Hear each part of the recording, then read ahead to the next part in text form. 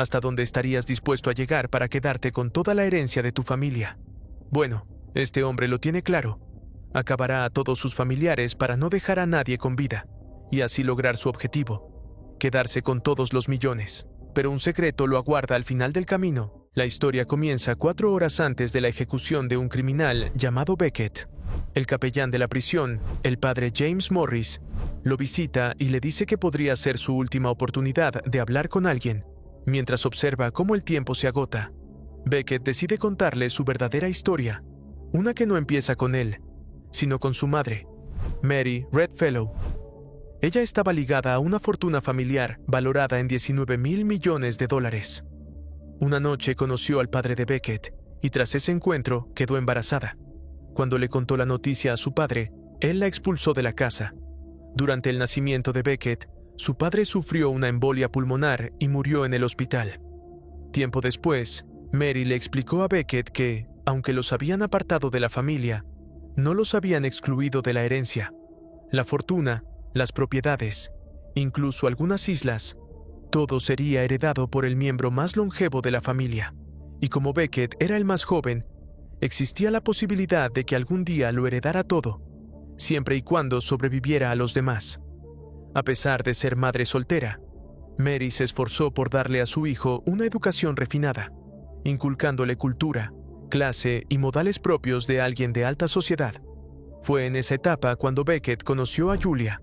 Ella le preguntó dónde vivía, y él respondió que en Belleville Township. También mencionó que no estaría allí para siempre, porque algún día heredaría una gran fortuna.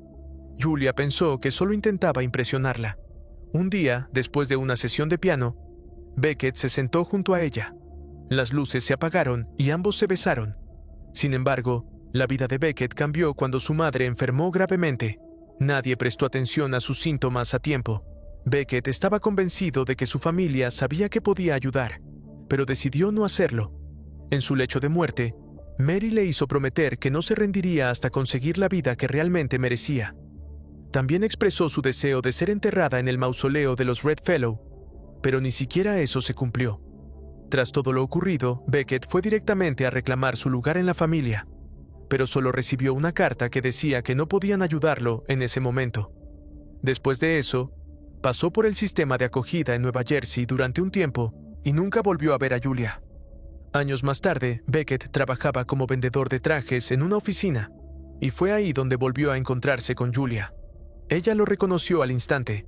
Beckett seguía viviendo en Belleville Township, mientras que Julia había pasado tiempo en Londres, luego en Dubái, y finalmente había regresado. Él le propuso salir a tomar algo, pero Julia ya estaba casada. Antes de irse, le preguntó qué había pasado con la fortuna de los Redfellow y le dijo que la llamara cuando hubiera eliminado a todos. Esa frase encendió algo en la mente de Beckett. Comenzó a reflexionar. Mientras su madre yacía bajo tierra, había 7 Redfellow vivos. Si eliminaba algunas ramas del árbol genealógico, ¿por dónde debía empezar? El primer nombre que vino a su mente fue Taylor Redfellow, un corredor que trabajaba en la firma financiera de su padre. Beckett empezó a preguntarse cómo podría hacerlo y qué sucedería después. Intentó convencerse de que no era capaz de algo así, pero justo en ese momento se enteró de que sería trasladado a Jersey City para trabajar en un centro de envíos, algo que no quería en absoluto.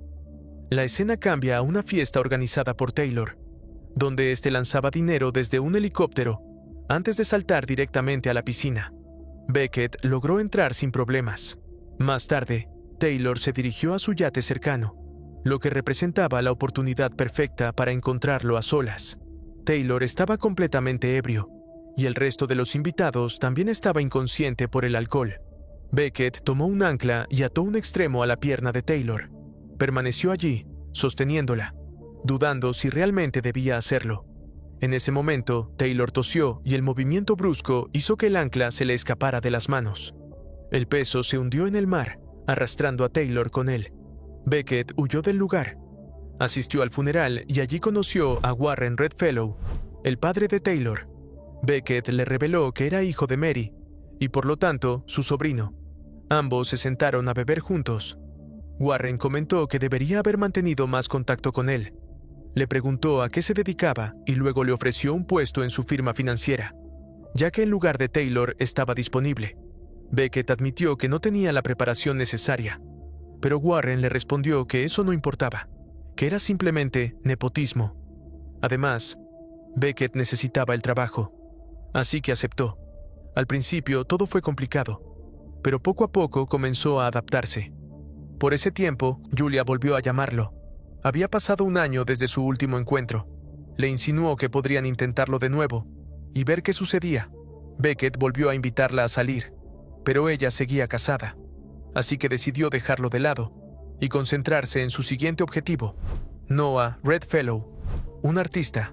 Para ese momento, Beckett ya se sentía mucho más seguro de lo que hacía. Noah lo vio observando una de sus pinturas y Beckett fingió admiración. Luego le comentó que probablemente eran primos. Mientras conversaban, Noah lo llevó a un lugar donde revelaba fotografías de manera artesanal. Había entrado allí a escondidas para fumar, y en ese momento apareció Ruth, su novia. Noah la presentó, y Beckett terminó teniendo una conversación bastante fluida y agradable con ella. La conexión entre ambos fue inmediata. Ruth lo invitó a una cena grupal que se celebraría el jueves. Para entonces, Beckett sabía que necesitaba un plan bien pensado para llevar a cabo el siguiente asesinato. Llegado el jueves, asistió a la cena. Durante la velada, quedó claro que Ruth adoraba a los niños, mientras que Noah los detestaba. Aprovechando un descuido, Beckett se infiltró en el cuarto oscuro de Noah y añadió azufre y cloruro de potasio a la solución de revelado, transformándola en una mezcla altamente explosiva. Todo parecería un accidente provocado por una mala elección de productos de limpieza, y la chispa se atribuiría al cigarro de Noah. Mientras tanto, Noah comenzó a buscar a Beckett. Este rompió el foco del cuarto oscuro antes de retirarse. Tras la cena, Beckett salió sin su chaqueta. Ruth salió a alcanzarlo para devolvérsela, y en ese momento ambos se besaron. Al mismo tiempo, Noah encendió la luz del cuarto oscuro, provocando la explosión. Beckett también asistió a ese funeral, aunque esta vez evitó acercarse a Ruth, dándole espacio. Durante el funeral, agentes del FBI lo interceptaron. Señalaron que él era uno de los herederos de la fortuna, pero Beckett fingió ignorancia, actuando como si no supiera nada al respecto. Se presentó como un hombre común con un trabajo rutinario, insinuando que si realmente fuera heredero, no tendría necesidad de trabajar. En su empleo, las cosas marchaban cada vez mejor y empezaba a destacar. Fue entonces cuando Julia volvió a aparecer, esta vez como su nueva clienta.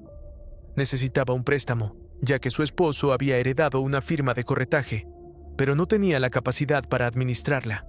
Beckett le explicó que aquello no era un banco.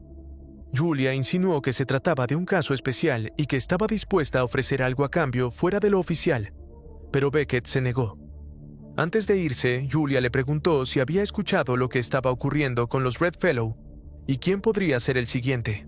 La forma en que lo dijo dejó la impresión de que sabía más de lo que aparentaba. Tras su partida, Beckett entregó su traje a uno de sus empleados y lo envió a pasar frente a las cámaras de seguridad. Luego, personalmente, fue tras otro miembro de la familia que había logrado construir algo por sí mismo. Stephen Redfellow era un pastor moderno con numerosos enemigos. Había sido acusado en 2 países por lavado de dinero. Beckett se presentó ante él haciéndose pasar por un entrevistador de revista llamado Ben Johnson para obtener una entrevista. Durante la conversación, deslizó discretamente una sustancia en su bebida. Sin embargo, Stephen tomó una katana y la colocó en el cuello de Beckett, revelando que conocía su identidad, ya que el verdadero Ben Johnson se había retirado 8 meses antes. Beckett no saldría de allí sin decir la verdad. Entonces confesó que no era Ben Johnson, sino Beckett, su primo.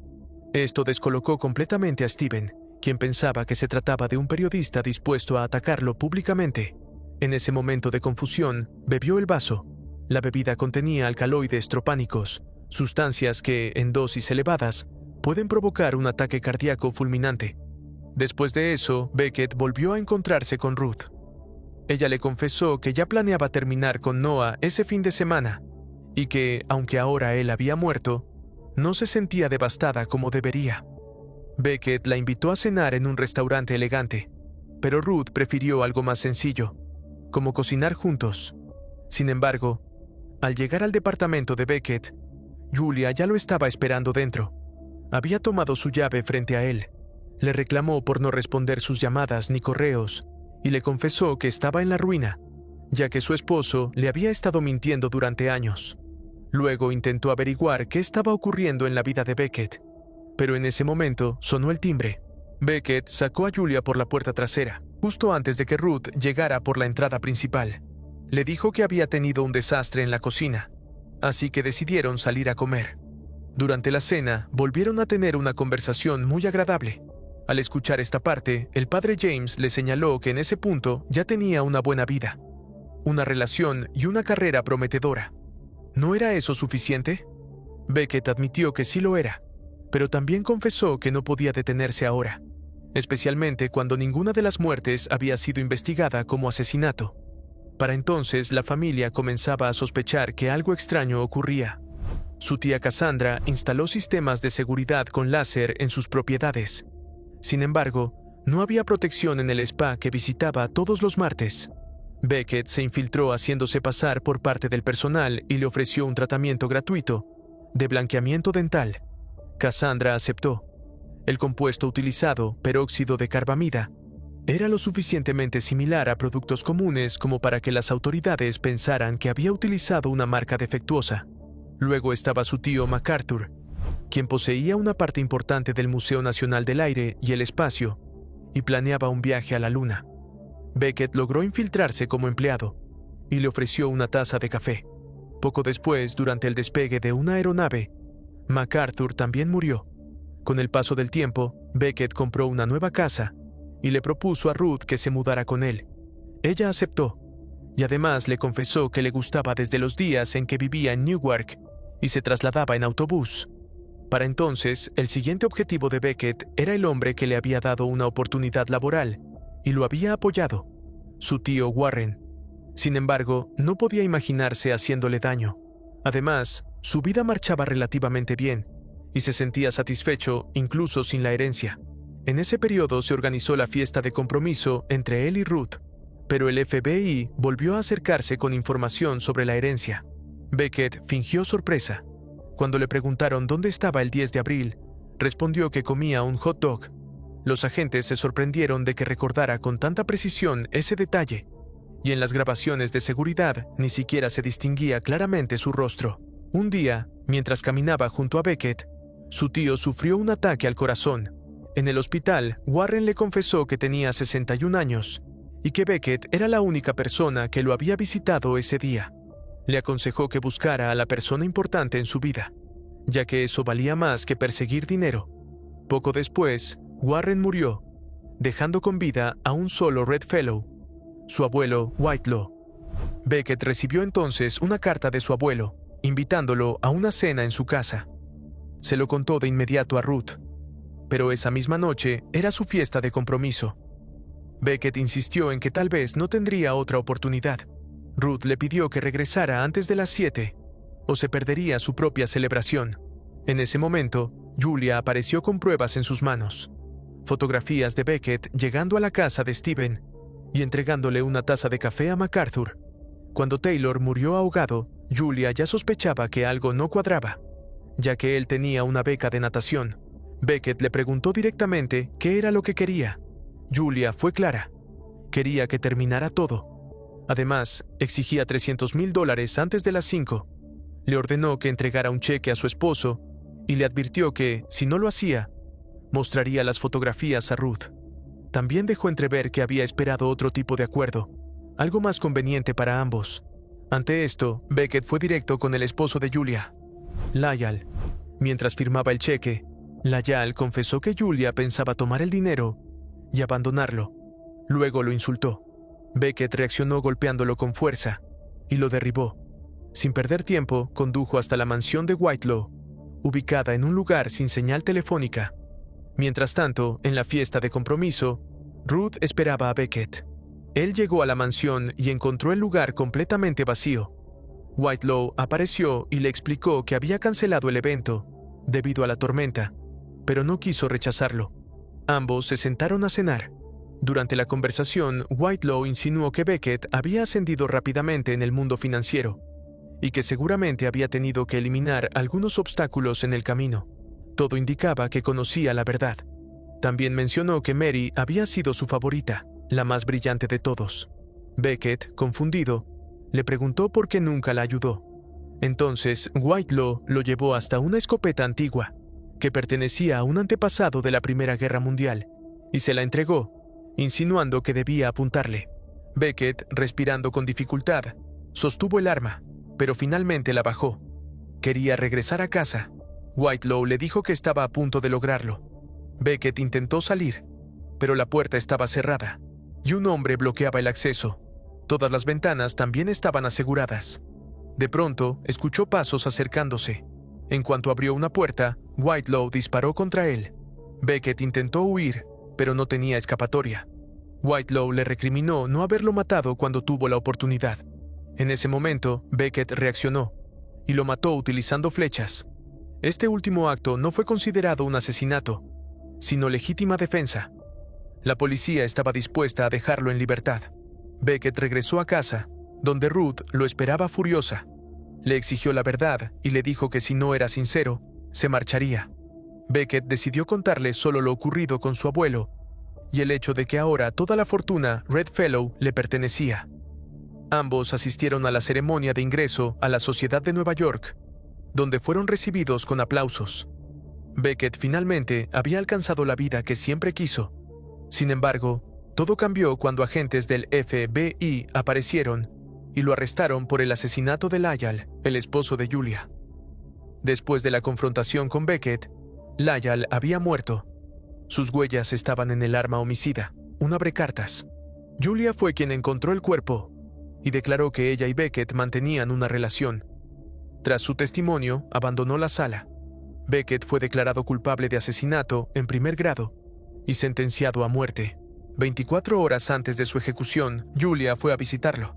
Beckett reaccionó con desprecio, insultándola y asegurando que prefería morir antes que estar con ella. Entonces Julia revela que Lyall había dejado una nota de suicidio y que ella la había ocultado. Cuando parecía que se marcharía, Beckett la detuvo y le preguntó qué quería a cambio. Julia respondió que lo quería todo. Le exigió que le cediera toda su fortuna, y Beckett aceptó. Beckett había solicitado la presencia de un sacerdote y se mantuvo tranquilo porque confiaba en que Julia cumpliría su palabra. Sin embargo, cuando el sacerdote comenzó a recitar pasajes de la Biblia, la realidad lo golpeó. Estaba a punto de morir. Finalmente, Julia entregó la nota y Beckett fue liberado de prisión. Al salir, Ruth lo esperaba, pero únicamente para devolverle el relicario de su madre. Se lo entregó y se marchó sin decir una palabra. Poco después, Beckett vio a Julia esperándolo junto al conductor de la familia Redfellow. Subió al vehículo y ambos partieron hacia la mansión familiar. La única persona que conoce toda la verdad sobre Beckett es aquel sacerdote. Y así, la historia llega a su final. Espero te haya gustado el video.